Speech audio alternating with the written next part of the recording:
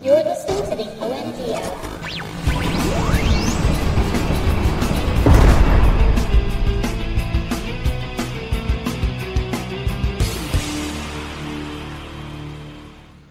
Chico, you didn't open up a pop can during our intro this time. We didn't have any, explosions, random sound. I still think your chicken originally was the best. But anyway, welcome everybody. It is episode number 367 of the OMG Hour. I am one of your hosts, always here. I am Sean Evans, otherwise known as Zientane. Big pause. Yes. I had emphasis for dramatization. No, we call them hands, not paws, Sean. I'm Tico, Mr. Second Place, also here with regular size paws. Wow, this is how the show starts. I'm hitting stop. We're starting again. No. Take two. This is already take 18. Yeah, if only. No, if it was take 18, we'd be like, okay, I'm done. We're not doing this today. Yeah, I think if it was take 2, we'd be okay, I'm done. We're not doing this today. We have actually done multiple take. Like, I think we start, and then a couple minutes in, something happens, and we stop and completely restart. We've done that before. But that's usually something breaks. Like, it's not because we've said something that we don't want people to hear. It's because something's broken, a camera stops working. Yeah, like XSplit. We've had XSplit actually crash just as we started recording, and we're like, I don't know what's going on. I can't press any buttons, but is it still recording? It turns out it was recording the whole time, but yes. It would have been pointless because I can't control it. There was no response. And I will point out that those are the episodes, and those are those ones that are on the cutting room floor that we will never see are the best banter we've ever had. Ever. You will never see it, never hear it. That is that's where the good stuff goes. Yeah. I think XSplit has a filter in it that when our show starts getting good, it crashes. Yeah, they know, hey, these guys are on today, and we got to cool them off, and that's it. It's the cooler. That's right. That's right. Okay, we need to jump right into gaming because we got to talk about the whole reason we got into gaming. We got to talk about, this is why, I've said in the past, I don't like old school graphics. We move forward for a reason in graphic elements and the quality of games. And now we finally hit the epitome of why gaming should continue to move forward. Yes, and that is going to be evident in Cyberpunk 2077 because finally, in your character creator, you will be able to customize your genitals. Is this not why we've been playing games all these years, Tico? Have we finally hit the peak? Yeah, they've been fighting to get past that uncanny valley for so long in video games. And finally, this is Red Dead Redemption 2 with their horse penis stuff was the testing ground for this. And now we finally have it. Genitals for your I find it hard enough to adjust my eyebrows and crap when I'm creating a character in a game. I really don't need these extra 4 or 5 slides where I can players can select gender and customize their character. Customization can include depictions of breasts, buttocks, and genitalia. That's 3 extra tabs that I'm going to have to go through and create a character now. Yep. As well as various sizes and combinations of genitals. Oh my gosh. Okay, now think about this for a second. So most character creators have some kind of clothing on while you're creating them. Yes. This means the character has to be buck naked while you're creating the character.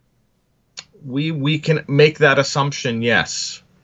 So I now wonder how many male players are actually going to create female characters. Yeah, I mean, I got to be honest with you, because I don't know if I'm creating a male character for my game. My goal is not to be staring at male genitalia, customizing it. My goal is not to be staring at male genitalia at any point of the game. Right? just in the customization screens. But you know, it's what it is. I'm just wondering, yeah, because right now I guess they're going to get are they going to get a higher rating from the ESRB? It's already rated M for mature. I mean, I guess you could go to adults only. Yeah, or I think they have an M17 plus in some places. I know Australia has an M17 plus. Oh, it's got to have that now. So yeah, I mean, it is just a very weird thing to have come up. It was weird when Red Dead brought this up about, you know, the horse penises as well. Like testicles. That was a weird. It was the horse. It was a very yeah. The fact that the horses had testicles that actually flowed with the horse. But I would hope that they flowed with the horse at least. You wouldn't want them flowing, you know, away from the horse or something like that. That's right in your head. That's yeah. But okay, can I just ask though, like ultimately, the first thing I thought of was just why. What does this really add something to the game? What does this add to the game? So, I'm guessing that this is. I mean, this game here, they have talked about they are going to allow the customization for full customization of the player character, so they can represent who somebody is, including trans characters. So it allows, again, that combination of genitals and stuff like that. I don't know if we really need that much customization, like just a click, checkbox. Does it have breast? Yes. Penis? Yes. And I'm good. That would be enough customization for that people need. I don't think that anybody really needs to be, moving sliders around when they're adjusting that. Like, I don't really like. Can I see something in a red? I don't know. Like, it's a weird situation. I think we're going to be able to take a lot of guys' characters and look at their characters and think, what are you compensating for? Well, I mean, it's just a weird thing. Like, I play, like, a lot of sports games where you create your own character and, like, you get, like, 19 different hairstyles or something like that to choose from. And there's unlockable hairstyles, too. I can just imagine where this is going to go, in cosmetic DLC. Cybernetics. Like what type of how many different types of landing strips are we going to see? Like there's shaved, unshaved. Everything. It's weird. It's weird. I mean, it's an odd thing. I mean, I there's going to be a Twitch channel of somebody who spends the first 25 hours of the game just doing that, customizing. Yeah. Yeah. New customization option. New penis. Cyber enhanced penis. Available now. Do you wish to install? I mean, you're going to probably be able to again, download DLC to cybernetic buttocks. Install now.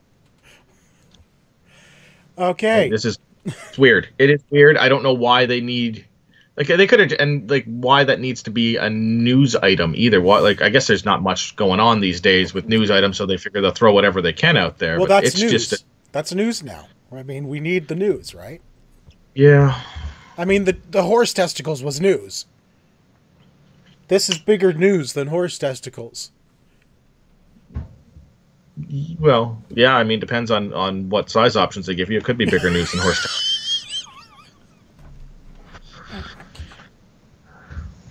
Well, we'll see. I mean, I'm not looking forward to, the, Let's Plays that, show up all over YouTube and Twitch coming forward for this, but it's going to happen. All the Let's Plays shooting all over the place? That's right. Well, we're going to have to wait and see what pops up. We will see what other news arises from this, Sean. All right, other games, Sean. Well, talking about shafts, let's move on to the fact that 2K now owns the PGA Tour license. Yes. Hey, how was that for a segue? It was. Yeah. Come on now. That's. It was middling at best, but we'll give it to you. Okay, no, this is exciting because I'm actually, for the first time in my life, actually going to buy a 2K sports title, Tico. What do you think of that? That is very interesting. I'm actually excited about this too. EA has, really ever since Tiger Woods had his name pulled from the Yeah. The quality was gone.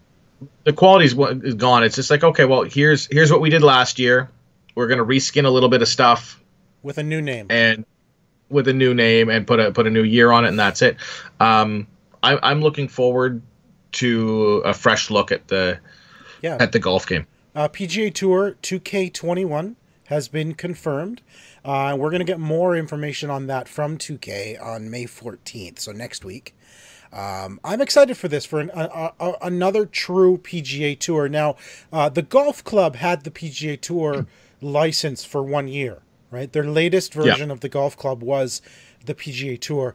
I am not a fan of the golf club overall. I did not think it was it was a solid golf game, but I did not enjoy it anywhere near what I enjoyed the EA Tiger Woods titles. So this is what's happened with the golf games. They have taken these and they have made golf simulators, Yes. which are fine. What I like about what the old Tiger Woods does and what I'm hoping the 2K does and what 2K does with their 2K, the NBA 2K game has a full RPG elements in it. It has a full story. They have acted out mocap, everything like that, full story associated with this game. And I'm hoping that 2K takes those RPG elements that we used to see in Tiger Woods when you created your character and you got to challenge off against these, like the big Scottish guy, with the big red beard and stuff like that you used to get to do, where it had more fun, more like I said, RPG elements to it. I want to see something like that in a 2K game, and I'm hoping that 2K takes what they've done with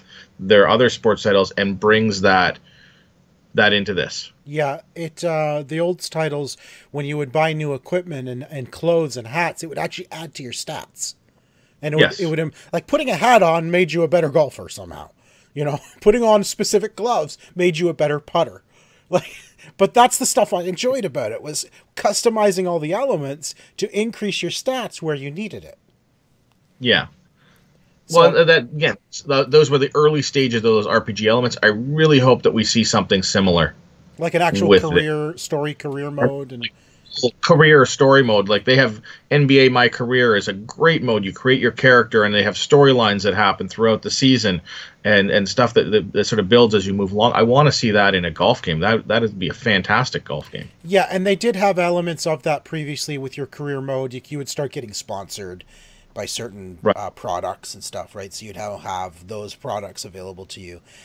So they had that or in the, I think it was Tiger Woods PGA 15, I think was the last one. They had all those kind of elements in it. So you could see that's where they were going with it. But then there was the whole Tiger Woods fiasco. And then there was, they lost the Tiger Woods name, or they dropped the Tiger Woods name. Went with the Rory McIlroy, which was not a good game. And then they lost the PGA Tour license completely. Right? And we've never seen a title from EA since Rory McIlroy. Which was not a good one anyway. So, anyway, 2K21, PGA Tour 2K21 will be out, I'm assuming this year, because it's usually out the year before the title name, right? Yes, it usually is. They have EA's doing a E3 replacement. I forget what they're calling it. EA something, replay or something, or play or yeah. Well, this isn't EA though. This is 2K. Oh, this is 2K. Yeah. So they're probably going to do something too. They got some stuff to talk about. Yeah, next week, May 14th. We said that. Did we? Yeah. Well, that'll be fun to see. I said it, but I mean, you don't listen, so that's at least to me. Listen. Fair. I don't even think you listen to yourself half the time when, you come on the show and you start telling us stuff you told us last week. What's that? Shut up. So before we move on to the big stuff that happened this week, obviously with Microsoft, I found this interesting. course, because I'm playing Animal Crossing, and there's a lot of people playing it. I mean, it's pretty evident. If you go on Twitter, people are talking about Animal Crossing left, right, and center. But what's interesting is Nintendo has now sold 13.5 million copies of Animal Crossing in 6 weeks. That's a lot of Animal Crossing. The other report says that half of those were digital. That's huge. Obviously, in today's world, it makes sense. Yeah. Nobody's going out to buy it, but 13.5 million copies of Animal Crossing in 6 weeks. That's massive. Huge numbers. It makes me think that Nintendo may have had something to do with this whole pandemic we're going through right now. Right. They want people playing Animal Crossing, not going to work. I think that maybe that is the case. I'm just saying. Those numbers are more than the GameCube and the Wii version combined. Oh, wait. No, that's a different stat. That is the stat for the Switch itself. I believe the Switch has now sold more than the GameCube. Those numbers, that makes sense. Yeah, that sounds like I saw that just recently, and I might be getting the two mixed up. I think it was the Switch has sold so many. But yeah, the Animal Crossing is also, I believe, the best. Obviously it's the best-selling title of the series, but it also broke another Nintendo thing too. So sorry, I'm jumping back into the article now to see, and this is not the article that says it. So I saw a different article. 11.7 million came in the first 11 days. Wow. So in 11 days of launching, it sold almost 12 million of that 13.5. So this game, basically, the people who are playing it all bought it day one, almost, pretty much, right? It was like, that's huge. it is huge numbers, and obviously people are very, very excited about this. I still have not. I know. You should be playing it. The spiders are gone. Are they though? Yes. They're out of season now. Oh, well, so they're completely gone? Yeah, now they're scorpions. Okay, well, I'll go pick it up right now then. Wait, scorpions are... Well, I'm okay with scorpions. Oh my gosh. I haven't seen a tarantula or a scorpion yet. Not once. They're in season now, but I have yet to see one. But anyway, Microsoft.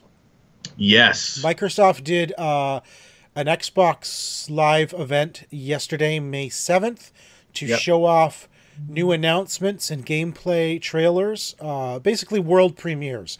It was like watching the Game Awards again back in December. It was a mini Game Awards without the actual awards, because we know that the Game Awards isn't really about the awards anyway. No. So they announced a lot of stuff yesterday, a lot of titles that I don't think were previously announced at all. Some of them had been previously announced. So this is all for the Xbox Series X. Yes. Content for third-party content, and then first-party content is coming at another one later on. But there were, I don't know, 10 titles? 14? Yeah, so they announced, let's see. We have the whole list here. They have Bright Memory Infinite. They announced Dirt 5, Scorn, Call of the Sea, Chorus, Second Extinction, The Ascent, The Medium, Madden NFL 21. They showed all the different companies that are working on Xbox. I mean, I don't think that's a surprise at all. Who's working on it? Vampire the Masquerade Bloodlines 2. I don't know if you can have a longer title than that. Something called Scarlet Nexus. Yakuza Like a Dragon. Assassin's Creed Valhalla. So those were all the titles listed. A lot of those are coming on what they call smart delivery, so you can buy them on Xbox One, and you will also own it for Xbox Series X when you upgrade.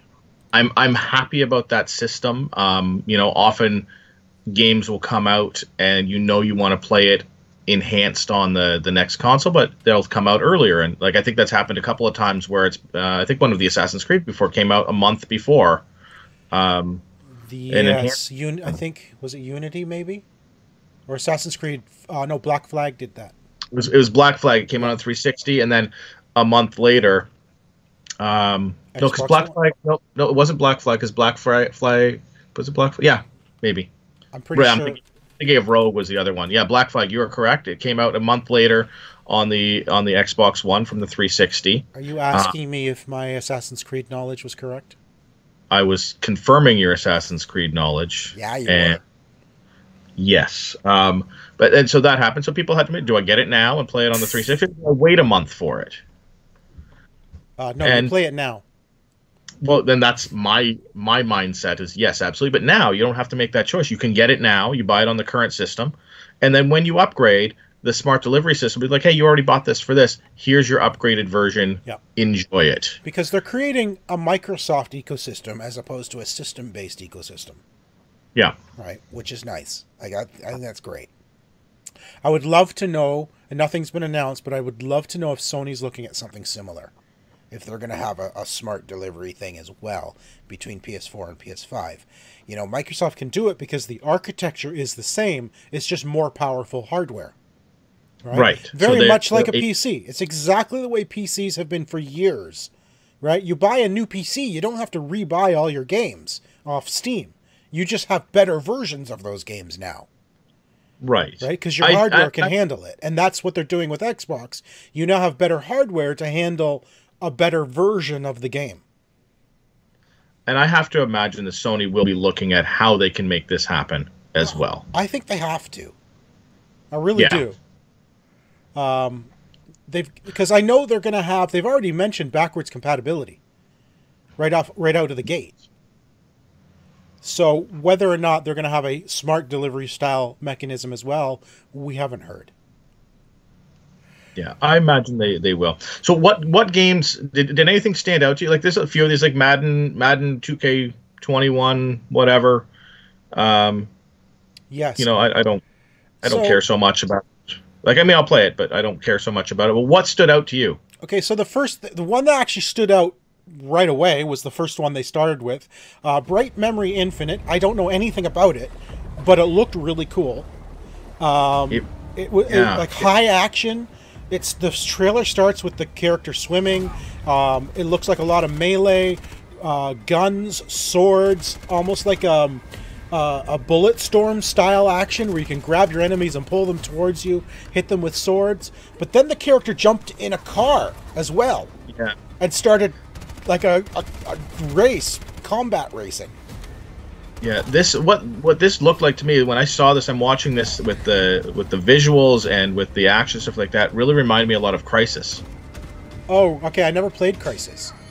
So that was EA's Crysis, which actually is getting a remastered edition coming out soon. You had a combat suit, you had a bow, and you had you had melee and stealth, and it really reminds me a lot of that with like how pretty it is. But doesn't this remind you of Bulletstorm? A little bit with the sort of the get over here, grapple effect, that sort of thing. Yeah, wall running like Titanfall. Yeah, and you call a car and you jump in. Like, I don't know. This trailer was like, I don't know what I'm watching, but holy crap! It looked fantastic. It looks like this looks like, again, like we said, there hasn't been a lot that has had us excited about playing. No stuff, and I'm looking at this going, this I can see myself getting into. Yes, yeah, I absolutely need to know more, but it looks fast and frenetic. Like, yeah, holy cow! It's got everything: swords, grapples, wall running, vehicles. Like it looked like swimming even. So I don't know. I don't know what it is, and I believe when they showed the trailer. The presenter came back afterwards and said it was by one person. Do you remember? Oh, you didn't watch the whole thing. You just watched the trailers. I just watched the trailers of things. I did not have access to a device. Homeschooling and my wife working from home now has cost me 2 devices at the same time yesterday. So I've watched trailers. Yeah, it said something about this being developed by one person. I'm like, can you elaborate on that a little bit? What do you mean? How is that one person? There's no way one person. I don't know. I'm gonna be honest with you. There's four titles that really stood out to me, and they're all brand new IPs that the trailers really don't tell much about the game, but they are enough to make me kind of sit up and take notice. Right. The next one I really enjoyed, really enjoyed the look of it, is Call of the Sea. Again, I don't know what this game is, but it looks gorgeous. It looks like some kind of a adventure, maybe puzzle type adventure. I don't know, but I don't know. It looks gorgeous. It's got that sort of cartoony, beautiful feel. You know what I mean? Yeah. So it's a 1930s puzzle game about a woman searching for her lost husband. So it is a puzzle. It is puzzle based then. It is a puzzle based game. I love the 1930s aesthetic, like that sort of the Robinson Crusoe sort of like, you know, island sort of feel. I love the puzzle aspect. It looks great too. Like it has a great cartoony look to it, but it looks really good at the same time. It's not overly cartoony. Yeah, and I love the look of it. I love that it's puzzle-based. That's kind of what I got out of it, that it was a puzzle-based adventure, and I'm totally down for that. I love those kind of games. And Xbox console exclusive from what I remember, and Game Pass. This is the Game Pass game. There's 3 of the games that they announced that are launching to Game Pass. This is launching to Game Pass on Xbox. It's Xbox One, and then will be Xbox Series X. Okay. And it will be launching on Game Pass. So nice. The next one has some space in it by the looks of it. Again, don't know what it is. It's a game called Chorus. I wish I knew more about this, but it's got space. It's got spaceships. It just looked cool. It's called Chorus. This was literally just like almost like a teaser trailer. Yeah. The action is very space combat from the little bit of gameplay shots we've got in here. So yeah, I'm interested in this. It's called Chorus, but I'll be watching this one. Looks really interesting. I love these, you know, these creepy sci-fi space type games like this. The other creepy sci-fi one was Scorn. Do you remember that one? Scorn, yeah, it was very aliens. Yeah. Apparently, it was inspired by H.R. Geiger. Well, obviously, because it looked like his artwork. Yeah. Looks really neat. Scorn also Xbox Game Pass Series 1X. Okay. Exclusive as well. Yeah, I didn't know what to make of Scorn, but Chorus was cool. Chorus Rise as One comes next year, 2021. Yeah, I didn't know what to make of the alien-looking one. I actually thought it was an Aliens game, because everything about that trailer said Aliens. It did, and like, I mean, if you've watched any of the movies, particularly the new movies, the architecture in there really looked like. Well, it looked like Prometheus. It looked like it was straight out of Prometheus. I'm kind of wondering what's the copyright issues going on here, because that was I'm sorry, but you ripped a lot of that right out of Prometheus, you know, or the Prometheus series of movies. I can't remember what the sequel to Prometheus was offhand. You would know. You're a movie buff. Yeah, but I can't remember because you're asking me right now, but I look it up. Yeah, and then I was surprised to find it's called Scorn. It's like, wait a minute. If it was like Aliens, Scorn, I'd be like, Aliens. Unless they do, because, you know, Prometheus wasn't Aliens Prometheus. It was like, true. You know, maybe it is. You're going to play through the whole thing. At the very end, you'll find out that it is related to Prometheus and the Alien franchise. Maybe. I would be impressed if they pulled that off. And never told anyone? No, like, not till you get to the end of the game that you find out that, like, oh, it is actually based in that universe, and that's what this is. Yeah, maybe. And if it happens, we said it first, or potentially Called it Yeah. right here. May 8th, the OMG Hour, episode 367. And the final one that really caught my attention, one, because of the content and the theme, because it's, I believe it, wait, no, there was another one. I was trying to think, wasn't there a game recently announced that had to do with, oh no, that was a movie and a TV show. I'm getting them confused, Tico, because there's some TV shows with the Cthulhu stuff. There's a TV show based in the Cthulhu mythos. Yeah, the Lovecraft stuff. Anyway, this is called The Medium, which I think is going to be up your alley as well. And this is about a woman who has this ability to see like other worlds or another time or something. Really looked fantastic. But this is also from the developers of The Observer, which I played, and Layers of Fear, which both of us played. So this is a psychological horror. Psychological thriller. The Blair Witch game as well. They were involved with that, which was yeah. And this is also going to be an Xbox Game Pass title. So I'm loving it. All these great looking games are going to be like, well, you have Game Pass, so enjoy it. Right.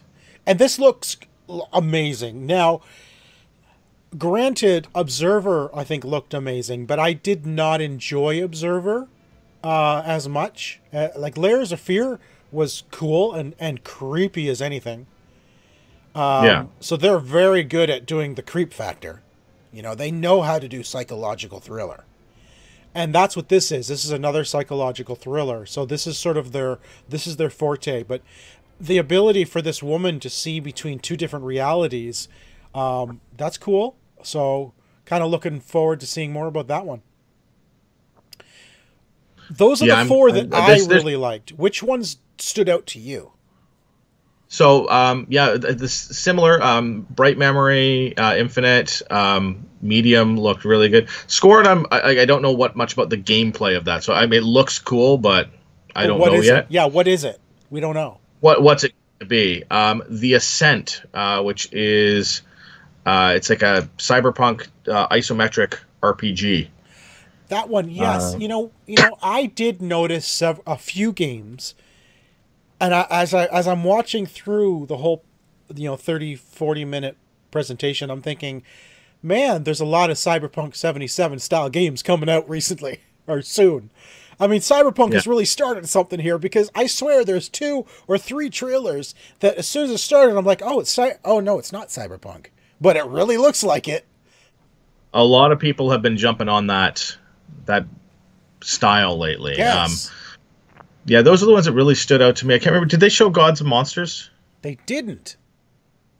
I thought that they were going to show that. Again, I was looking through, like, I didn't watch the actual thing, so I don't know, what actually was in there. But I was a little disappointed that we didn't see the gameplay that we thought we were going to see for Valhalla as well.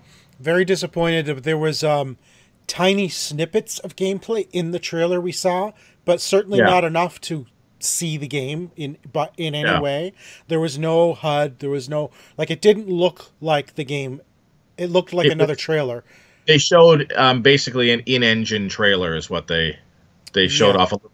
Some in-engine content is what they showed off, not a gameplay trailer. And I want to see a gameplay. I know it's going to be fantastic anyways, and it's not like I'm waiting for that to decide if I want the game or not. I just wanted to see it because I'm excited about the game. Agreed. I really wanted to see it. I want to see what are the longship battle. There's obviously going to be longship battles.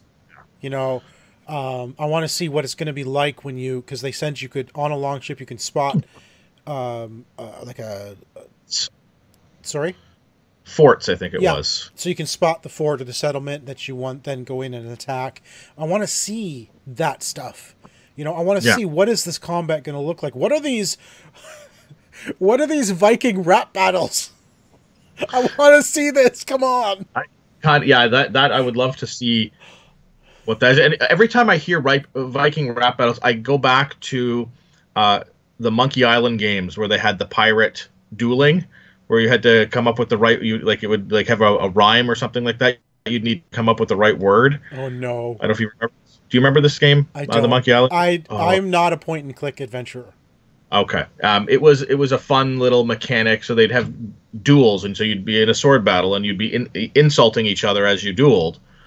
And so somebody would say something, you'd have to have the right retort to their insult, and that would put them off their guard, and you'd get a hit in.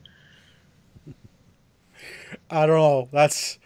I can't wait to see that. But yeah, I was disappointed in not seeing actual gameplay, which I think most people were led to believe we were going to see. I thought we were going to get. Yeah. Other things they showed was Dirt. You know, I love the Dirt series, so I'll probably check that out.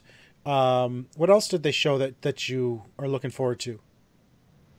Any of a lot of it were titles I'd never heard of. Yeah, there was some small, like, again, I didn't see the whole thing, so some of the smaller stuff that didn't have trailers, I haven't seen. There was nothing small. These were all big trailers. You've probably seen them all. There's, like I said, there was only maybe 10 trailers. It was only 35, 40 minutes, and that included developer talk. It wasn't a long show at all.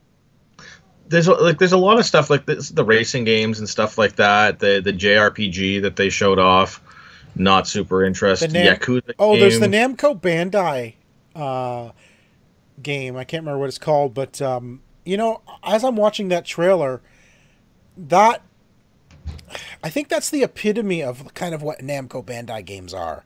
And I cannot name a single Namco Bandai game that I have played in recent years. Pac-Man. Instead, in recent years. Namco Bandai is just not a developer for me. Their games do not interest me. No, and this is a JRPG. This is what this is. Scarlet Nexus is a JRPG. It doesn't interest me either. I mean, I doubt very much that I'm going to be. It did not look like a JRPG to me. That was more hack and slash. That looked more like a Bayonetta.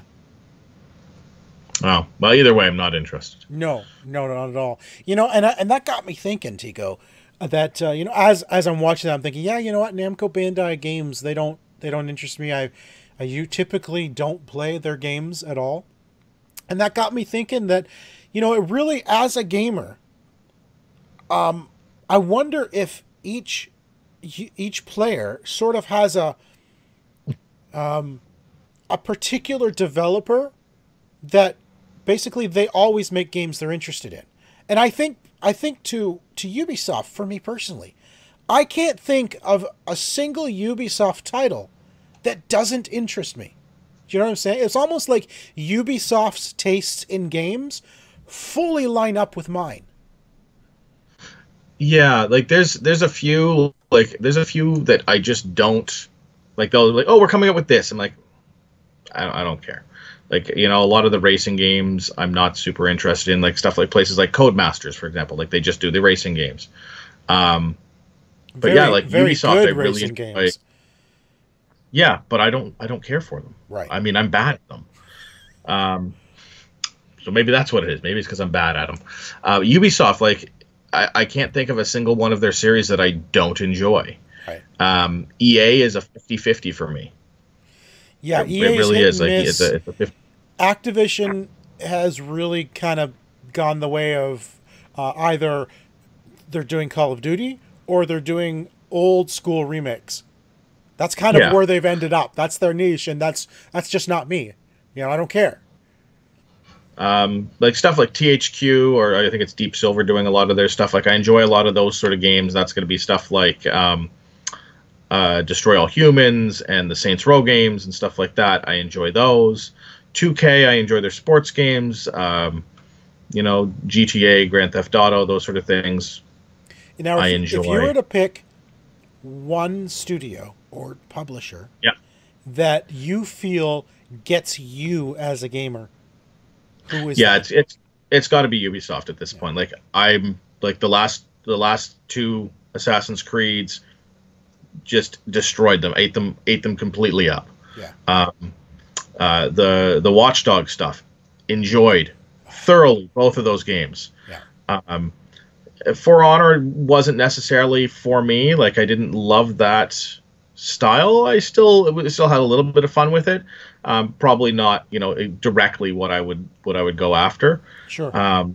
Division, I you know, we played the crap out of the first Division. Second Division, we probably haven't gotten into it nearly as much as we should have at this point. Same thing with because it was hard. Holy crap! Yeah, and same with the Ghost Recons. I love the. I got really far in the second in. Um, oh man, Wild, Wildland. Wildlands. Thank you. Yeah, I couldn't remember. Wildlands was the new one, right? Yeah, Wildlands was the first one. Yeah, yeah. No, I finished Wildlands. Why am I blanking on the new one? Breakpoint. Yeah, Wildlands I completed 100%. Yeah, Breakpoint, love. I got pretty far in Breakpoint. I need to go back to it. I love it. Now that they've got this, sort of game system 2.0 out, I need to go back and really check it out and see what's changed. Yeah, I'm looking forward to that. And then Gods and Monsters, which is another one they've got, it really looks like it's going to speak to me as well. Like what I've seen so far on it. I was really disappointed we still haven't seen Skull and Bones. Yeah, Skull and Bones is just... I don't know what's happened to that. If it's been... I know it's been delayed. I don't know if maybe that's taken a back seat to Valhalla. Well, you got to think. We've got Skull and Bones we haven't heard of for a while. We also haven't heard very much lately about Beyond Good and Evil 2. Yeah. They've just disappeared from any kind of developer talks. Yeah, and I think that they... I don't know the reason why. Maybe they have bigger stuff. They're trying to be quiet about it, so they have bigger stuff to announce at your E3 type events. Or if they're, okay, we're going to focus on these for now, and we'll then go to those things next. I was excited about Skull and Bones. I still am. Still am. All right, let's move away from games. It was a big week for games, obviously, because of the Microsoft announcement. And next week, we're going to hear more about Pga Tour. Microsoft has promised another one of these, talking about first-party titles, things like Halo Infinite. We're going to hear more about. We're going to hear more about the next Forza, I'm sure, and any of their other first-party titles coming for Series X. And PlayStation is also planning something soon. I don't know if we have details on what that will be yet. But television, movies, leave it to Tom Cruise to do what no one's ever done before with his action films. He always does the over-the-top action. He does his own stunts. The guy was tied to the side of an airplane for the latest Mission Impossible to do a stunt. Okay? Actually flying, however far in the air, on the side of an airplane. Anyway... leave it to Tom Cruise to get together with Elon Musk and plan filming in space. Listen, Mike Myers already did this. Mike Myers filmed in space? Yeah, for the Austin Powers movie. Oh, God. Did you not watch those? That wasn't real? What? So Tom Cruise and Elon Musk are going to make a movie in outer space with the help from SpaceX, and it's not another Mission Impossible film. So, okay. I don't know. I mean, I swear one of these days we're going to get a news article saying Tom Cruise died filming a movie. In space. Not necessarily, but he's going to kill himself making a movie. I guarantee it. That's how he's going to die. But do we see the final result of the movie? Like, how do they finish the movie? Or it depends on when he died. I suppose. If it was day one, then no. Well, I suppose they just wouldn't go through with the movie at that point. Right. But yeah, only because he does all his own freaking stunts. All of them. He's crazy. Well, I mean, that's crazy people do stuff like that. Do you do your own stunts? No, I don't even do my own non-stunts. I barely do. Isn't even. You get other people to do your shows for you. I do. It's the only way to do things. Movies and games have not always been a hit, but we are getting a Borderlands film, and Cate Blanchett, who I think is a perfect fit, has been cast as Lilith. I am looking forward to this movie with the hopes that it's done right, that it gets the right art style, the right tone, and that we're not given some dark, gritty version of Borderlands. That we are given a fun, lighthearted, colorful version of the movie that speaks to the game itself. Yeah. Yeah. Now, my understanding is they're actually writing it based on the first game. So are they actually telling the Borderlands game story? Or are they doing the... I guess they'd have to with Lilith. If Lilith is in it, Yeah. and it's based on the first game, they got to be telling the story of the first game. Or a story of the first game, not necessarily the whole story. But Lilith was one of the stars of the first game. Yeah. So if she's in it, you can't do a side story. Because Lilith has been in the entire series. Yeah, you could do maybe an origin story for her in that universe based around the first. But yeah, I don't know. Like, in order to do a proper movie, you have to. If she's going to be Lilith, you have to have Claptrap, and based off of the game, she meets Claptrap at the beginning. Well, you also have to have the other characters. What was it? Zero? No, Zero was the second game. I can't remember the character names in the first one because I only played as Lilith. I can remember the names of the so there's the assassin, the guns. I can't remember their names all of a sudden. Yeah. So yeah, I hope it looks like somehow. I don't want it to be cartoon. No, It has to be live action, but live action with that sort of a Borderlands look, and I don't know how you achieve that. cell shady look, almost like cosplay. Like Sin City, sort of like that. Like that was a comic book movie that had the right feel to the comic book, but was still done live action. Right. Something along those lines, I think, might work if you have that sort of the colorful, like almost like a filter over top of the live action to make it feel very colorful. Yeah, that would be good. That would work. So you don't necessarily need all of the lines because they're very, you know, how you have very drawn lines in Borderlands, the blackout lines, that sort of thing. So without that, but making everything very vibrant and colorful. Yeah. You know, almost to that where the live action is bordering on being a cartoon. If I'm looking at a movie that I can look back to that would have sort of the tonal feel, something like Fifth Element. Okay. Like that you know, that had they had the colorful tones and they had the characters so that really stood out, while being a live action movie, but still feeling comic booky, right, video gamey sort of feel. Yeah, I don't think we're going to see anything from this at least for 2 years, to be honest with you. Oh, yeah, probably not for longer than that. I mean, we still don't even know what. Like right now, they're talking about casting. They still got to write. They've got to then get the okay to start filming. Well, I believe they've already got a writer. They've got. But like they haven't finished a script, and it's going to go through a billion different versions and stuff like that. Yeah. So. And finally, the last piece of news this week that I'm excited about. Of course, I was disappointed at first when Hulu and Marvel announced that the Ghost Rider TV show was canceled. Yep. I love Ghost Rider. He's one of my favorite characters in Marvel. And I was a fan of the second Ghost Rider, which was Danny Ketch. And I knew who Johnny Blaze was because he was sort of a recurring character with Danny Ketch. I didn't know the new character Danny that appeared in Agents of S.H.I.E.L.D. as Ghost Rider. But Marvel has now said that they're looking at doing a television or movie based on Ghost Rider.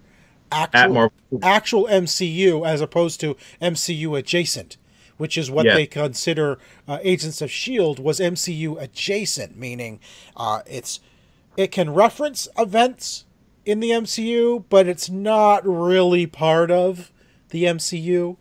And I mean, it's ending anyway, so it doesn't matter. Ghost Rider will be an MCU, either TV or film. I'm a little worried in the fact that they're saying they don't know yet. Well, my guess is that they're going to write it and they're going to figure out, does this translate into episodic TV show similar to what we're going to see with Moon Knight and She-Hulk and all them? Or does this translate more into a full feature-length movie? Like, how quickly can we get this done to get it off the ground? If they get it done quickly, I think it's a TV show, because otherwise it's not in the Marvel Phase 82 or whatever they're in right now. Yeah. Or they could do a TV show, establish the character, and then have him show up. Like, it would be cool to see Ghost Rider show up in the Blade movie, for example, or something like that. Right. And that's what I kind of hope they do. You know, establish him in a television show on Disney Yeah. Plus, but then bring him into other movies. I think Ghost Rider personally makes a better episodic show Yeah, than a feature-length film. I think he would make a really great secondary character in someone else's film.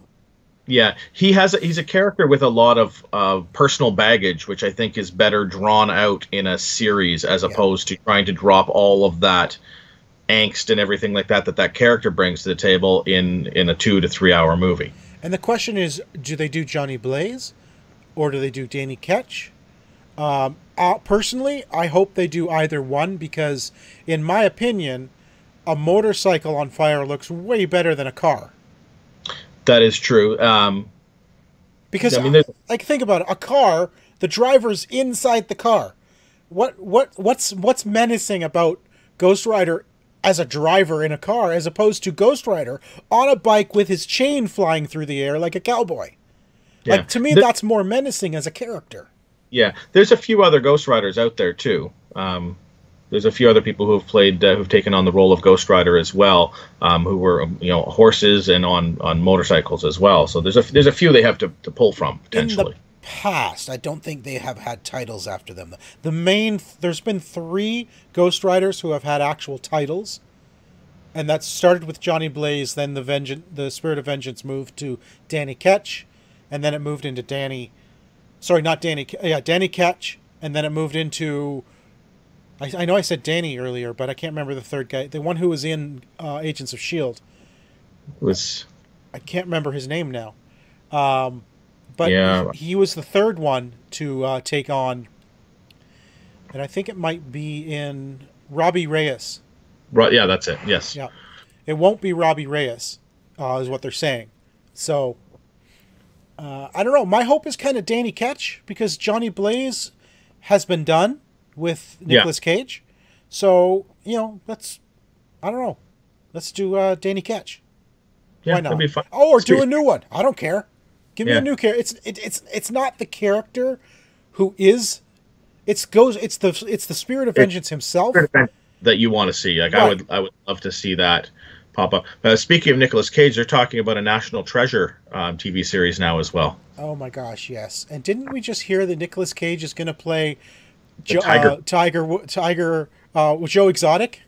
Yeah, he'll be doing that in the Netflix 8-episode series. I don't think there could have been a better casting for that role. Come on. I am looking forward to that. That is going to be fun. Yes. Let's just fun. Now, the National Treasure TV show, that's not with Nicolas Cage, is it? I don't know. There is a third National Treasure movie coming out with Nicolas Cage. I did not know that. Yeah, so that is in production. I don't know what point of production, but that is being made, and now they're in talks of also doing a Disney Plus series for an additional series of it. So whether or not it's him, whether or not it's a team of his or something along those lines, It would make a good TV show, I think. it would. Like think of Relic Hunter or something along those, like a week to week. Yeah, The Magician's Warehouse 13, that kind of thing, but actual historical, so like an Indiana Jones. Yeah, That's really what it is. It's kind of like trying to redo young Indiana Jones, With- but modern day as opposed to in history. it's American history as Right. opposed to. Well, of course. But yeah, it would be a fun thing. It would be fun. I would watch it. I mean, I have Disney Plus, so why wouldn't I watch it? Of course. Talking about Disney Plus before we got just a couple minutes left. Did you watch episode 1 of the making of Mandalorian? I have not watched any of that yet. Fail. Is it bad? You fail. No, you I fail. I fail. I will watch it today. No, it's very All right. good. It's very good. I really enjoyed it. The first episode is all about each of the directors they brought on to direct the episodes and sort of what they took out of what they brought into it and what they took out of it. You know what I mean? Sort of what is their experience on being part of the Star Wars family now. And it's just fantastic. Of course, you had Bryce Dallas Howard, you had Taika Waititi, you had Jon Favreau. Obviously, I don't think he didn't direct it; he was a producer. There was Dave Filoni. Obviously, he was from the Clone Wars and Rebels. And the Clone Wars ended this week. Oh, so good! The final episodes of Clone Wars was epic. Yeah, so it was a really great episode of Making a Mandalorian. I'm looking forward to more. Like, I love seeing that behind the scenes of how they did things, and I really want to get I want to get into like the Baby Yoda, what's behind Baby Yoda, and how they made that work so well. Yeah, I want more of that. I know Taika Waititi also is going to be directing a Star Wars movie that was announced this week. That's right, writing and directing, I think, isn't it? I believe so, yeah, and I love his stuff. I find the Thor was fantastic. What We Do in the Shadows, one of my favorite movies. Great. Still haven't seen it. Oh, you got to watch that movie. It is absolutely hilarious. You will probably not like it because I love it, and that's how it usually works. Although we did watch something this week. Upload. So you said it's fantastic. It was sort of one of those shows. It's from Amazon Prime. One of those shows is like, what is this? But it had Robbie Amell, who I'm a fan of. So I'm like, okay, what's this? And you're like, okay, I started watching it. It's really good. So Dorothy and I watched the first episode, and I could tell that it's just not her. It's too wacky for her. It's just, Dorothy likes real, you know what I mean? Like things that just feel a little bit more real, even if it's sci-fi. This was just like, this is sci-fi, but also very silly at times, like super silly, especially the first episode. The bathroom scene. Come on. Yeah. But ultimately, 8 episodes, fantastic story, and I like. Holy cow! I was watching it like I watched it over the course of 3 days, Tico. It was that good, and every time I finished one episode, I had to watch it because I can't stop there. Yeah. They did such a good job. I went through all 8 episodes in 2 days. Absolutely loved it. Fun story. Sort of it is a comedy with a more serious tone to it, and it was just like so much of the stuff felt like it's not real, but it felt so plausible. It like really so much did. of the stuff. Like, oh yeah, I can see that being a thing, and just the discount, like some of the fun stuff with it, like like when he was like looking for a new forever, place for rest. Yes. Like, it's like, oh yeah, Panera Bread Facebook. That's right. All the different companies that had merged over the years. Yeah. Yeah. No, it was really, really smart, really funny. You described it, I think, quite well as sort of a what you call it, a futuristic version of The Good Place. Yeah. Yeah. A digital The Good Place. Yeah. Like obviously not, afterlife. Well, sort of an afterlife thing. Yeah, it is absolutely. Yeah, it is absolutely worth watching. It is really well acted. It's fun. It's well written. It leaves you with, God, I really hope they get another season. Yes. So briefly before we go, we're talking about it. We haven't described what it is, but really, what it's all about. The afterlife is now digital. So when you die, you can upload your consciousness into VR, and that you can basically live forever in VR, in these VR worlds where all your amenities are taken care of virtually, and you can still now, because of it, you can actually speak to the living because you're just on the screen. Right. Yeah. But it's basically about a digital afterlife where you upload your consciousness into a digital afterlife, and it's I don't know, it was fun. It's wacky, but like you said, that wackiness it's plausible because it's a digital world where anything can happen. Yeah. So some goofy stuff happens, like the server resets at one point, and everybody goes down to like whatever it is, like 16 pixels. But they became Minecraft characters. Yeah, they became Minecraft characters. Everybody gets, as the server's rebooting, there's just some fun stuff, of how it's plays. Like there's the one woman who, she died, and they, back in, like 30 years ago. So all they had was a black and white photo of her to put her into the thing. So her avatar is black like and white. Yeah. Black and white, which is really fun. Yeah, it's just a very fun take on that. There's like hackers, like you can go onto the black market, the dark web, and figure out hacks and stuff like that. It is a very, very interesting take on a digital afterlife. Yeah, it's fun. Go check it out. It's called Upload. It's on Amazon Prime. If you have that, go check it out. But that pretty much brings us to the end of this episode 367 of the OMG Hour. You can follow the show on Twitter at the OMG Hour, and I am Ziantane everywhere. That is XIANTAYNE. And I'm at Mr. Second Place. That's what my thing is. I think so. Yeah, maybe. Yeah, you can go there. You can follow it. It'll happen. Thanks everybody for listening. Thanks for watching. We'll talk to you again next week. Bye, guys. Give us a subscribe down below if you like. Right there. Yeah. There. And then check out those videos over there if you like what we're doing. But thanks for stopping by. Thanks for being our friends. Give us a like, comment, and watch more stuff. Watch all of it. Have a good quarantine, everyone. Bye. Bye.